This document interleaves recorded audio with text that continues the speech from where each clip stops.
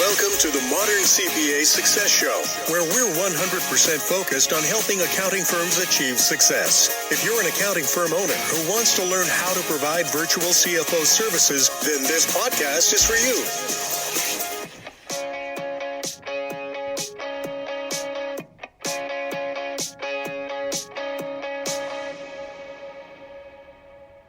Welcome to episode 1 of the Modern CPA Success Show. I'm your host, Jamie Na. I'm the Director of Accounting here at Summit CPA. Today, I'm joined by Adam Hale and Jody Grunden, the two partners at Summit CPA. And in this episode, we're going to talk about the beginning of Summit. We're going to start with the beginning of Jody and Adam and where their careers took them. So Jody, tell us about your first couple of jobs in the accounting world. First couple of jobs. Actually, right out of college, my first job was actually mowing yards. And so I did that from probably May through October, where I started working for an accounting firm out of South Bend called Crow. I decided to do the lawn thing because I knew I'd never actually be out again for the summer because I'd be working hard and behind a desk. And that's one of those things I thought, well, this gives me an opportunity to do something that I won't be able to do. And that's kind of right for the most part. From there, Crow Chiswick, I worked with them for about a year and a half.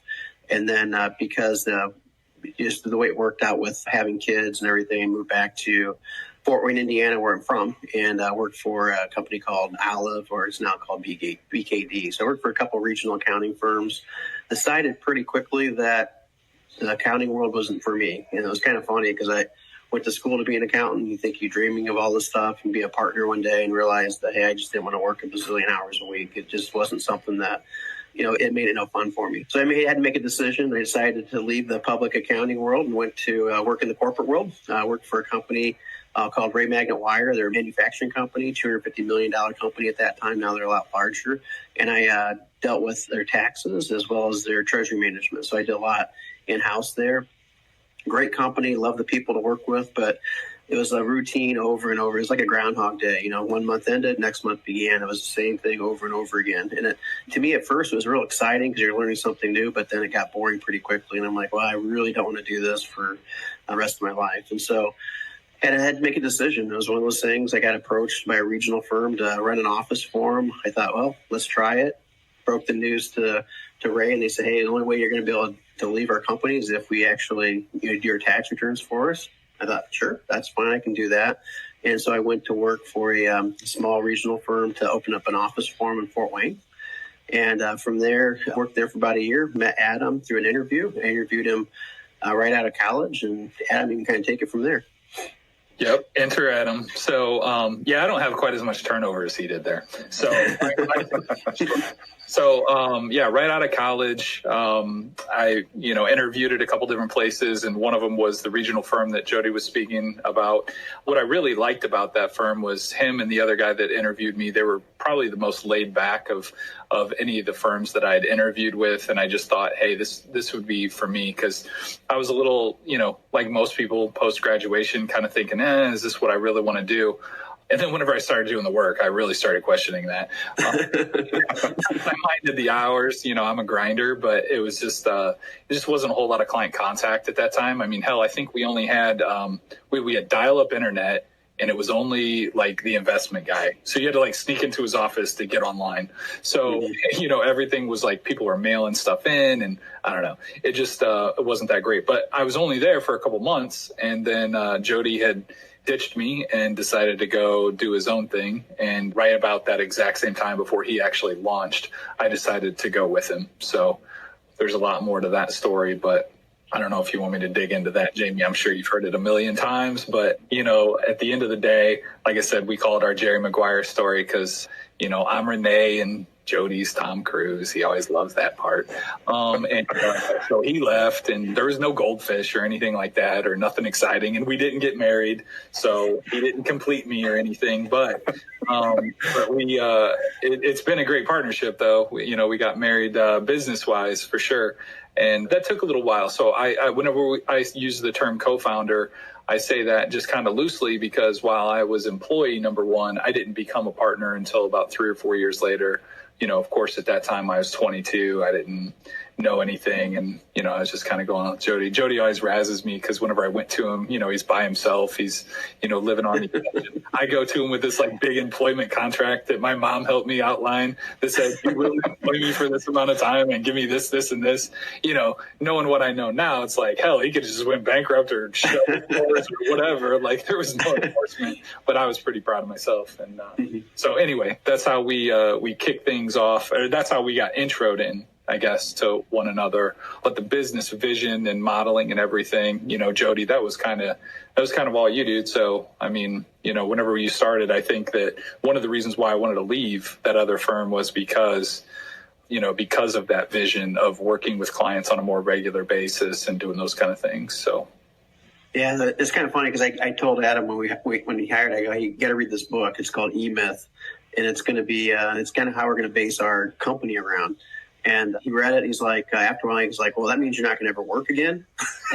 I'm not doing this all by myself. like I knew that before I read the book. It was like, no, we're going to leverage people, create processes. We're going to do a lot of cool stuff. And it took us a while to get the ball rolling. But once we did get it rolling, it's worked out really well for us for sure.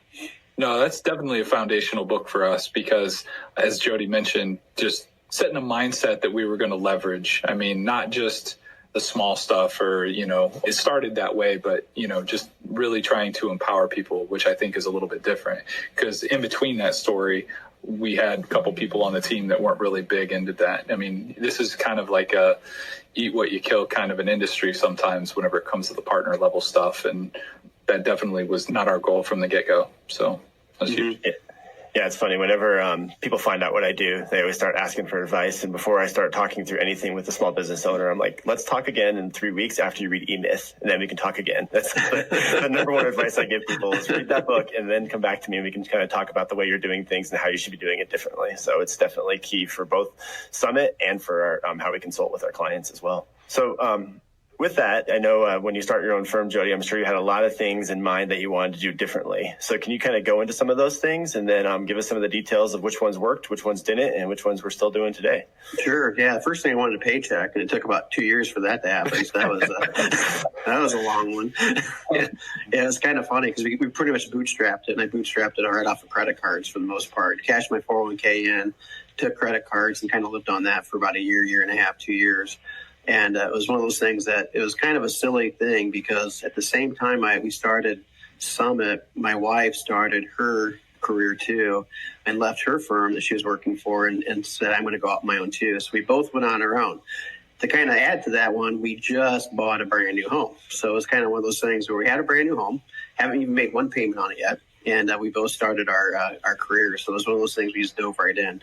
Wouldn't recommend that to any of our clients now. I would say, hey, have a nest egg before you actually do that, and because it is tough for sure. And the way that we wanted to do things made it even tougher because we, the one thing we wanted to do is we really didn't want to bill by the hour, but we really didn't know how else to do it. And so for the first couple of years, we did bill by the hour, and then we realized real quickly why billing by the hour really sucks. And it's because every time we do the bills with the clients, we'd be like, oh, hey, this client's going to love this bill. And then all of a sudden they get it. We hear we're talking to them for half an hour and they're picking apart every single line item on it and they're upset with it.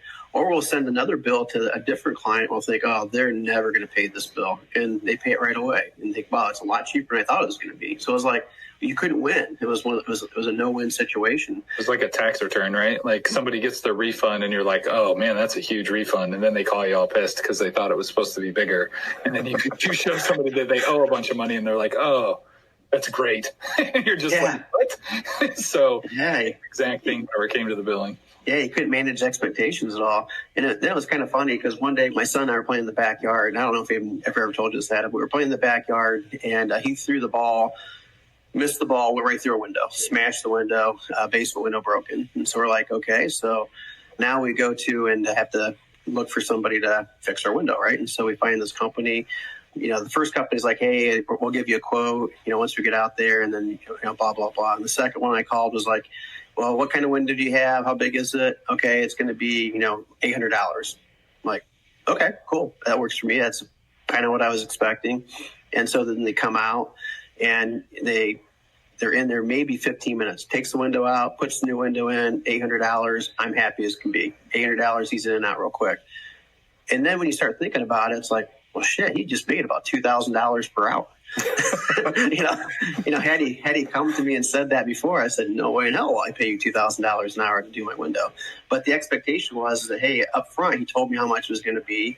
He delivered on exactly what he said he was going to deliver on. And the third one, I'm happy with it. And I thought, well, heck, why can't we do that with our pricing model? Wouldn't that make it a lot easier if we just told them up front how much it is and let them decide then before we actually got into the work and then gave them the bill afterwards? And it was one of those things that was just kind of like an aha moment type of thing. And we started doing it. Problem is that we could never quote very successfully up front. That's what he means. We were horrible at $2,000 an hour. And it's more like $2 an hour. Yeah, exactly. Oh, that's horrible. Yeah. We almost went out of business really quick, just kind of changing to that model. But we were like, well, we're not giving up on this thing. This is how we're going to do it. And so we kept playing with it, tweaking it, to eventually we got it to where it's more of a value-based versus a flat fee-based model. And from there, it's worked out really well. And so I'd say that's one of the biggest things. The clients, when they come to us, they know exactly how much they're going to pay. They agree to it up front. It doesn't change from week to week, hour to hour, month to month. If they call us 100 times versus 10 times, it makes no difference. Everything is wrapped up into that service level, agreed upon prior to starting. And then, of course, they always have the opportunity to change. If they want to say, hey, our bookkeeper's leaving or accountant person's leaving, can you guys handle that for, 6 months until I find somebody else? Or can you guys do that permanently? Yeah, we can. Boop, we click the lever. Here's how much it costs. We go to that fee. 6 months later, they find somebody. Boom, we click the lever again, and here's how much the fee drops back down. So we built that into the model so that they could actually add services. And the same thing goes with as they get bigger in scale. Like Adam was saying, a $2 million company and a $10 million company, a lot different services. So we build it based on revenue. So the bigger that they get, boom, we can actually adjust their fee.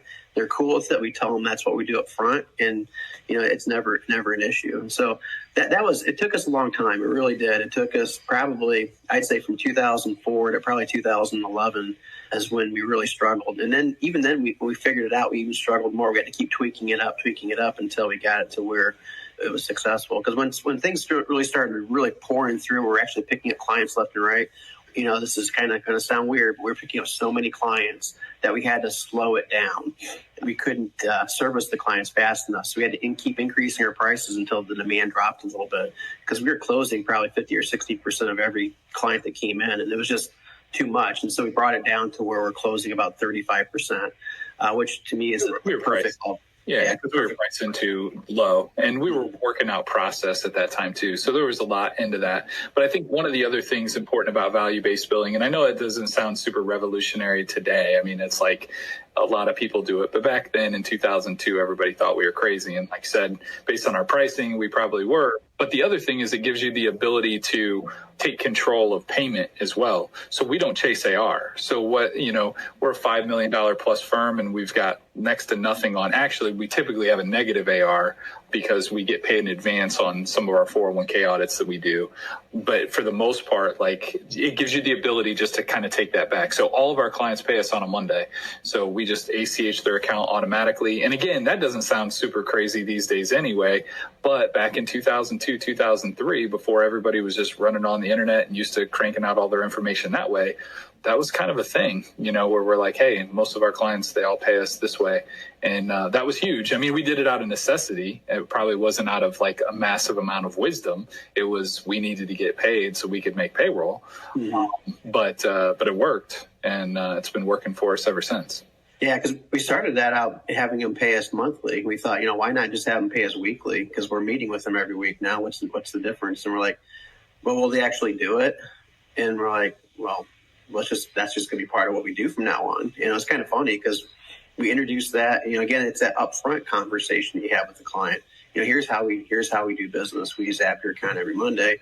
We've had absolutely no pushback at all since we started implementing it. A long time ago, just because it's that upfront thing. Like I mentioned before, the window analogy. If they told me up front they're going to zap my account right after they left, not a big deal. If they told me after the fact, oh, can I have a check today? It's like, well, I don't have a check. I'll have to get that to you tomorrow. I can't leave until you have a check. Well, that's a different story altogether. That's why it's so important to be upfront. with the entire thing, so that it's positioning. So it's not only just being upfront. That's key, obviously, but it's also the way you position yourself whenever you sell it to the client. Like, this is how everybody does it. This is how we operate with all of our clients. When we kind of took that attitude towards that part of it, yes, we were being upfront, but we were also saying, like, why wouldn't you be like everybody else? And so people usually didn't, like Jody said, we never really got any pushback. These days, we definitely get no pushback. And like I said, I think a lot of firms out there do it, but. And I can tell you, I was probably like a lot of our listeners when I first started at Summit, and I thought this was the craziest idea. I was like, how in the world? They must get clients turned down half the time saying, no way, I'm going to do that. And as long as I've been at Summit, I've never heard a client turn us down for that because they didn't want to pay us weekly or automatically be ACH weekly. And then I started off in the CFO role, and it made my relationship with the clients much better than I've ever had in the past. So when I was an auditor, oftentimes I'd really want to have this important conversation with the client. I'd go out to the client, I'd be all ready, and I'd say, well, first things first, you guys owe us $30,000 from the prior year audits. Let's talk through that. And it's like my credibility is out the door. The relationship I'm trying to build with them is out the door because I have to project manage this and make sure I'm collecting money from them. At Summit, I've never had one of those conversations, and I feel like I have a lot stronger relationship with my clients because of that. And so that's one of the most important things that I've realized being at Summit is, it is something that they expect, and it is standard. It helps for sure. Yeah, we can. Oh, go ahead, Adam. Yeah, I was just going to say, if you do get a client that has a problem paying weekly, they're probably not a good client. So. Yeah, definitely not. Yeah, for sure. Yeah, and we even took that same approach to our tax returns as well as our 401k audits. We actually collect, it's about 70% of all of our tax money in November and December, even before we even send them an organizer. We'll send out a note each time with our fee increases and, hey, to avoid the increase this year, if you would like to pay by November, there will be no increase from last year, or the increase will be X amount percent as opposed to the other. And I'd say 70%, 60 to 70% of our clients pay in advance. And so we have our tax return money, even before, we do that. And a lot of times November, December for accounting firms, one of the slower periods of time. And so it's kind of nice to be able to get a lot of that up there just to even the cash flow. Now it's not an issue for us at all because of our virtual CFO service is so dominant. But back then, that was a big deal. And then we did the same thing with 401k audits. It's like there's no way that we do 401k audits throughout the whole United States. And so there's no way I'm going to collect, drive out to Oregon or California or something like that to pick up a check for $3,000 because someone forgot to pay me the second half. And so we get all of our money up front before we even start. We get half of the money up front before we start, half the money before they actually get the report. Or we give them the option of paying early for a discount. And so even though the audit season's from May through October, we get about 50% of our clients will pay in February for a 10% discount, and which is great. So we'll get that collected. It gives us a great idea how many people are going to be returning next year. So we've got so we can actually start scheduling. And it's a real huge benefit for us, especially with the audit team, how we got a small period of time that they're actually working full time, really hard on audits. And then the rest of the year, they're just kind of cleaning stuff up. It basically, unfortunately, we don't pay them that way. We pay them a salary all the way throughout the year. And so it's kind of nice to be able to basically compensate or to cover their salary when it's not a busy time of the year for them. And so it's really kind of cool on both ends, just the way that we collect our cash. And like Adam said, we typically have about a $30,000 AR roughly, but we have about, I would say, $250,000 of advanced fees or customer deposits. So we truly do have a negative AR year round pretty consistently, which is pretty cool. Yeah. Great. So we've briefly touched a little bit on it, but I'd like to get a little bit more details on the services that Summit provides. So what exactly are all those services, and give me a little bit of detail on each of them? Different services. I mentioned the 401k audits. We specialize only in 401k audits. So, with that, we do about $1 million. It's about $1.2 million in revenue this year on 401k audits. We pick up about 40 audits a year as our typical add to it. I think we've got about 150 overall. We'll probably complete about 160 in this calendar year. So it kind of gives you an idea there. And then we lose about, I'd say, 15 audits a year because a lot of times when they come to us, they're bringing 3 years worth of audits or 2 years worth of audits. In the following year, we're only doing one. We typically don't lose customers, but we'll lose the quantity of audits that we do. And so that's out to about 25 new audits a year we pick up there. We do standalone tax returns, but not a lot. It's about maybe $180,000 roughly of our business is standalone tax returns. So it's not a big part. We don't go out and solicit for it. If somebody comes to us, they've got to be the right fit, type of thing. They've got to be a creative agency, somebody that we think could eventually become a virtual CFO, client, that type of thing. those are the type of folks that we focus on if we're going to do the tax return for. Typically runs about $5,000 for the business, individual, that sort of thing. The tax planning, tax projections. So we've got a limited number of those. Like I said, about $180,000 worth of what I call standalone clients. And then the rest of our business, which is we're going to do about 5.2 million. So whatever the difference is there is virtual CFO services. So it could be bundled into, well, actually, let me back that out. 10% of what's remaining is a traditional write-up service where we're just simply giving them a financial statement, not meeting with them, just the traditional things that we had when we first started Summit CPA Group. Legacy clients for the most part. Yeah. 100%. Yeah. Yep. Very few times will we get actually somebody come to us and say, hey, we want you to do our write-up service. We don't get that. Because we're too expensive now.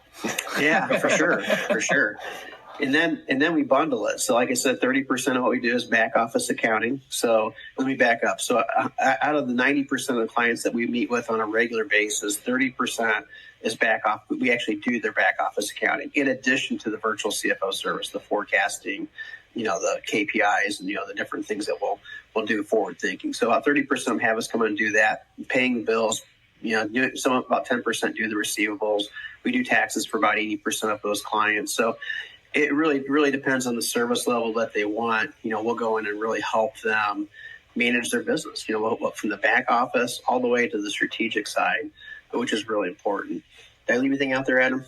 Yeah, well, and then the last part is something that we've just started to kind of roll out, which is coaching CPA firms on how to do what we're doing. Our vision statement is changing the way people think about accounting. So whether that's our team, how they operate, or our clients or our peers, we want our clients and our team and our peers to kind of expect this kind of commitment and this kind of support from their CPA firm. So again, our core value add at the VCFO service level is the forecasting, helping clients clarify direction. And so it can mean a lot of things to a lot of different people. And we messed it up a lot over the last 15, 20 years trying to put this stuff together. And we've learned a lot, though, along the way. And so we've put together processes and deliverables to the client that we've seen a huge impact in their business that are a big value add. And then also around the cadence of the meetings, because it's also intimidating to talk to a client on a weekly basis. There's no silver bullet, so you don't show up with a great idea every single meeting. You don't have to do that kind of stuff. So we built out some agendas for different topics and how to lead and talk and work with the client. So we also talk through like how to build out a tech stack. So we've got a lot of best practices related to that, because we leverage technology as a key part. And how that evolved was just over the years, Jody and I have always went to, and actually we're still kind of in a small network that's like a 2020 group, which oddly enough is next year. So, but it wasn't so close, 15 years ago whenever we started, or 10, whatever it was. But a lot of it was driven up through like, what's the firm of the future look like? Well, we kind of always felt like when we'd go to these conferences, we were already doing a lot of the things that these people were saying were coming down the road. And so we've always felt like we're a couple, because we beta test everything. I mean, you name it. Like if we can get into a beta for a technology, we're doing it. We're always reinventing our processes. So we've always kind of felt like we've been, fortunately, because we were so small, we could be nimble and do a lot of these things. So we've worked out a lot of this stuff. And whenever we'd go to these conferences, we'd, get into like a side conversation with a couple firms. And we'd say, yeah, don't do what they just said. We did that. It failed horribly. Like you actually want to use this and this and do it this way. And so we would end up in like these small collections of group and make some really good contacts. And we just kind of let it go by the wayside. And we did that probably for, the last 5 or 10 years pretty easily. And then we started getting approached, Jody specifically, because he's going around to all these conferences about like, hey, how do you all do that? So we're like, hey, we need to just be super deliberate about this, like we are working with our clients. If we really want to make an impact in the industry, if we really want to change the way everybody's thinking, we got to get our peers to do the same kind of thing. So we open up the playbook. We show them everything we do, how we do it, the tools we use. Like it's a blue ocean. We're not worried about the competition. The more of us that are out there, the better the whole industry will be, the better served the clients will be. We firmly believe that. So we have no problem, like I said, open up the playbook and show them folks how to do it. So that's our newest service line. I think you really hit on something that makes Summit unique. So I think we talked about this a little bit earlier about what makes us unique. And I think you hit on something really big is how much we're willing to change. I think that's very unique in the accounting industry. It's very unique in any company. I worked for some large corporations where it took 6 months to decide if we're going to change toilet paper brands. It was crazy the amount of decisions and stuff you had to do. And so my first client was Summit. We're on the kickoff meeting with them. And I love telling the story because it defines who Summit is to me. And we're on the kickoff meeting and we're talking to this new client for an hour and they introduced this new software to us. So this is a great software for organizing thoughts and how you can do all these things. And the software is actually Trello. I'm sure many of our listeners are familiar with Trello, and they really sold us on it for about 5 minutes. And to me, it was just part of the conversation. I didn't think twice about it. And then the next day I see a message from Jody come out to the whole company. Starting today, everybody, we need to start using Trello for our organization. So the amount of decision that went into that was just a 5-minute conversation with the client. And that's how quickly we change things. And again, we're not afraid to fail. And I think that's one of my favorite things about Summit is we'll try something. And if it doesn't work, we'll stop using it in 2 months. And so I think that's been a big game changer for me as an employee at Summit. Fail forward, right? That's what they always say. That's us. So yeah, we're always kind of moving things along for sure. Yeah, I'd kind of add to that real quick. It's kind of funny on the change topic because that's been huge for us at the very beginning.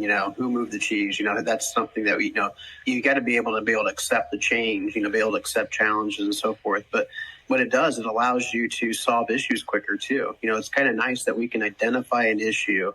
We can then figure out the solution for it, have it implemented in 3 to 4 months. A bot would be a great example.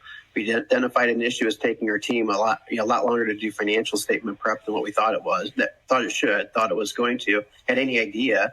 We tracked it through our time and said, yeah, this is a common issue. They're taking 4 to 6 hours to put this together. It should only take an hour. Come up with a solution. Well, hey, let's try to use these bots. Can it help us solve this problem? And then implement it within 2 months later. They're like, yeah, it does solve the problem. Yeah, it did solve it. It's now we just save 3 to 4 hours of time that we can actually use on additional clients. And so it's kind of cool to be able to have that throughout the entire team, not just in the leadership, but the entire team looks at things and looks for ways to improve things, and give them the ability to change is huge in that. Yeah. Empowered to make those changes is huge. I would also say something that's a little bit different too and has made a big impact for us is, a couple of years ago, we kind of reassessed our core values and our vision statement, all those kind of things, just to kind of bring alignment with the team. Because as you grow, when Jody and I are in front of everybody all the time, it's super easy. But as we grow and people are kind of extensions of us, it becomes difficult. So, curiosity being one of our core values, candidness, collaboration, all those kind of things help us kind of realign ourselves as well whenever we're talking about technology. So whenever you say, hey, it was a 5-minute decision, we can gut check that against our core values pretty quick and decide, is this something that's going to make a financial and a process impact and a cultural impact on our business? And that's why we move. And that's how we vet stuff out too, which I think is a really great way to center ourselves, which is probably pretty unique also in the accounting vertical. Yeah, the other core value, of course, is who can wear the coolest shirt. That's something that. And I won. Plain gray. Clearly, Jody. He said cool. Now, if he would have said weirdest, you win. Cool, debatable. I definitely want to echo what Adam said about core values. I think the core values are really the key of what we do. I think when we came up with that core value conversation, it made everything a lot easier. It made hiring easier. It made finding clients easier. It made making decisions easier because you could always bounce off your core values. And I think the amount of times I've talked about core values at this company versus any other job I've had is amazing because it really is the key to what we're doing is behind those core values. So it's been very easy as an employee. And like I said, it made a huge difference on hiring because you're looking, when you're doing behavioral interviewing, what skills you're looking for. And if they don't have them, they're going to not succeed at Summit. Because like I said, especially with that Trello story, there's a lot of companies that would have looked at that and be like, what the heck are employees? They're like, there's no way I can change that quickly. And you have to be willing to accept change when you work at Summit. So humor is another one. We like to have fun. Yeah. I.e. Jody's shirt. Kind of weird, yeah. He literally wears that core value every day. So I think we are out of time. So I think that was a great conversation. And going forward, this podcast is really targeted to other CPA firms. We want to kind of pass along what we've been doing. And I really appreciate Jody and Adam joining us today. And in the next 2 weeks, we'll try to have this podcast every 2 weeks. We're going to discuss our journey to being a distributed company. So that's a pretty some good stories behind that one. So make sure to listen in. Thank you. Enjoy this episode? Visit our website at summitcpa.net to get more tips and strategies for achieving modern CPA firm success. We're here to be a resource in this ever-changing industry.